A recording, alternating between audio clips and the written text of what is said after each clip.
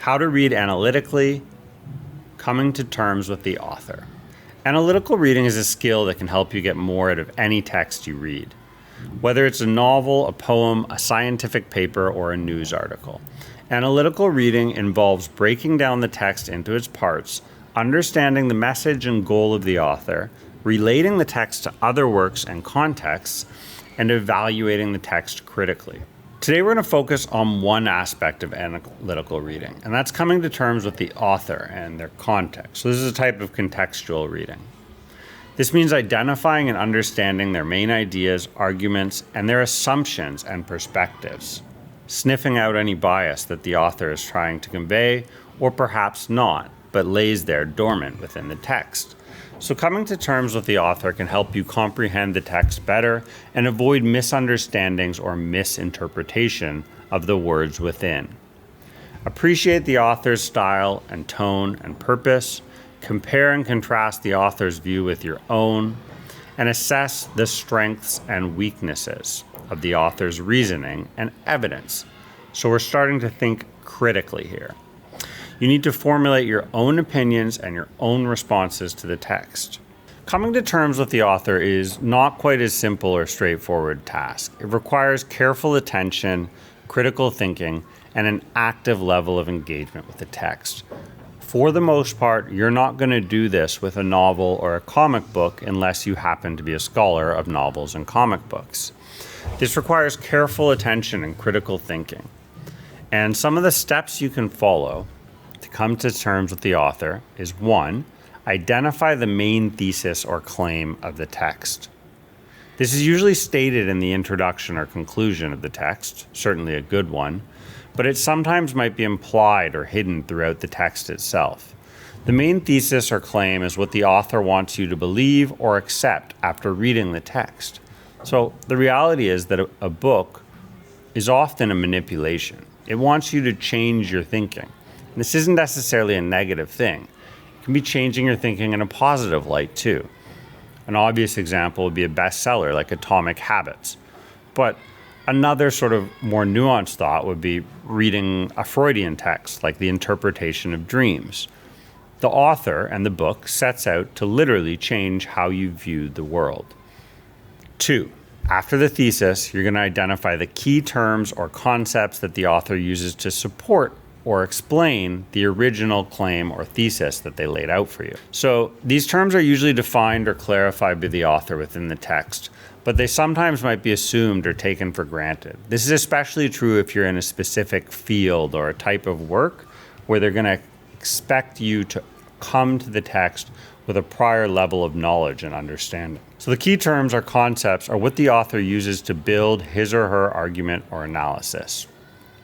After you've identified these terms, you're going to 3, identify the main arguments or evidence that the author uses to persuade or inform you. Now remember, information can also be persuasive. These main arguments are usually presented in the body of the text, but sometimes they might also appear in the summary or just be implied by the author. That's when it gets tricky and nuanced. The main arguments or evidence are what the author uses to back up their thesis or their claim.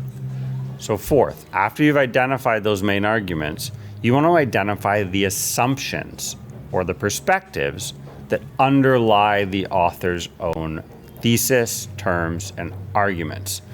We're getting very deep here into the understanding of a text, but it's ultimately what's necessary if you want to read through the lines and into the actual author, if you want to make that connection of context and come to terms with the author.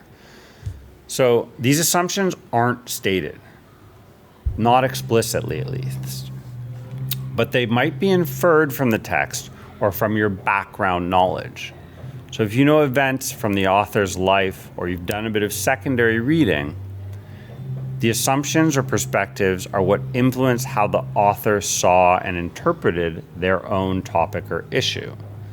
You're going to have to be multivalent here and start thinking at more than one level. The next step, 5, is to evaluate how well the author communicates his or her main thesis, the terms, the arguments, and their assumptions.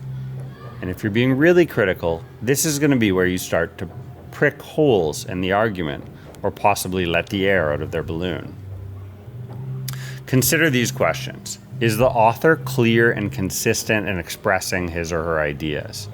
Is the author logical and coherent in developing arguments? Is the author fair and balanced in presenting different viewpoints or evidence? Do they raise counterpoints? They look at both sides of the table or the debate. And finally, is the author credible and reliable in using sources and data? Look at their own footnotes. Look at who influenced them. Who do they quote and why? Is the author relevant and interesting in choosing his or her topic or issue? It's a lot, I know, but that's just okay. That's where we're going here. We want to get right deep into it. If you're this far along, you've probably already watched the first 3 or 4 videos. You're sunk into the playlist now, and I commend you. I appreciate that you're here with me. And truly, I can say, I would be nothing without reading. Let's get into it. Some examples of how to come to terms with an author. Let's look at an example of a short text and apply the steps we discussed before.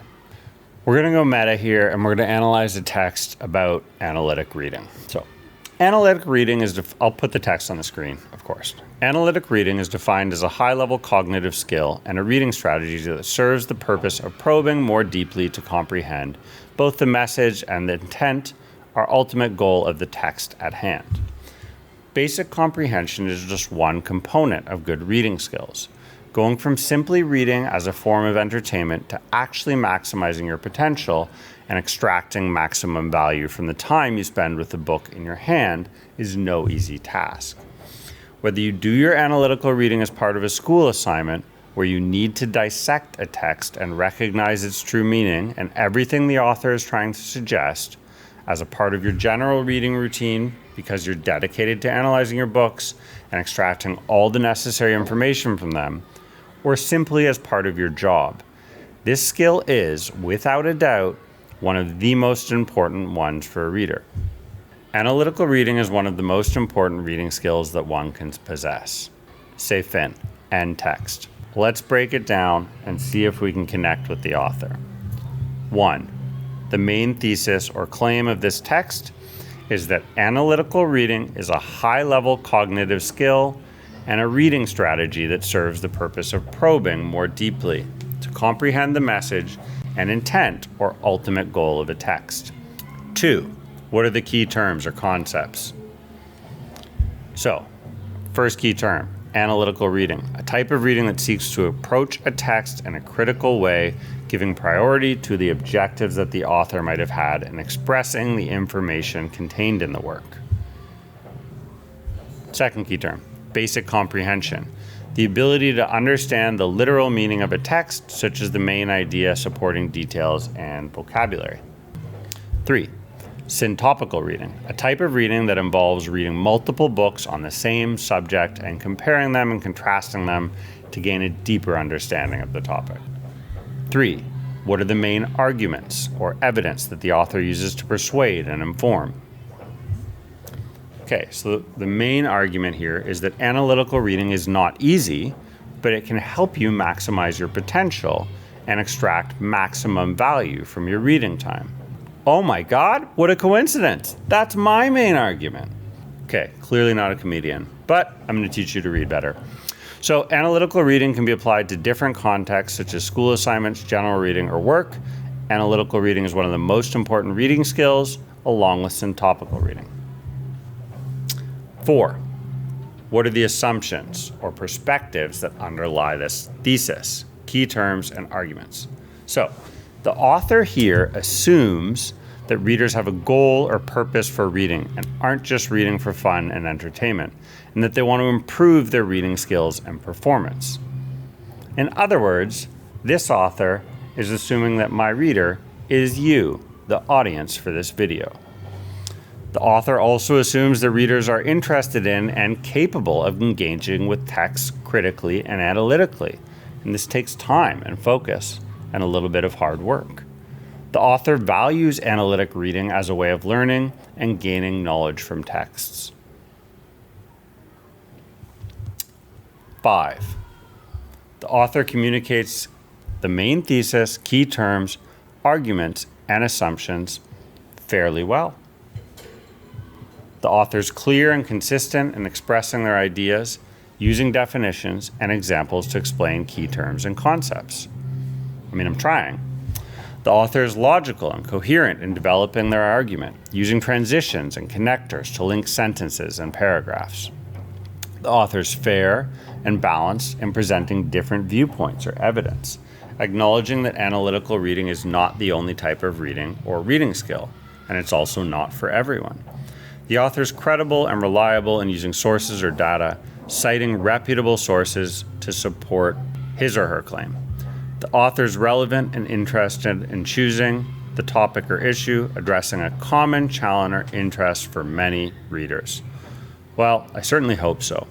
In conclusion, coming to terms with any author, including this author, is an essential step in analytic reading. It can help you understand the text better, appreciate the author's style and purpose, compare and contrast the author's views with your own or other sources, assess the strength and weaknesses of the author's reasoning and evidence, and to formulate your own opinions and responses to the text, which is the most important part. To come to terms with the author, you need to identify and evaluate the thesis, key terms, arguments, and assumptions of the text. By doing so, you're going to become a more active, critical, and effective reader. And that's where you finish. Comment below, click on to the next video,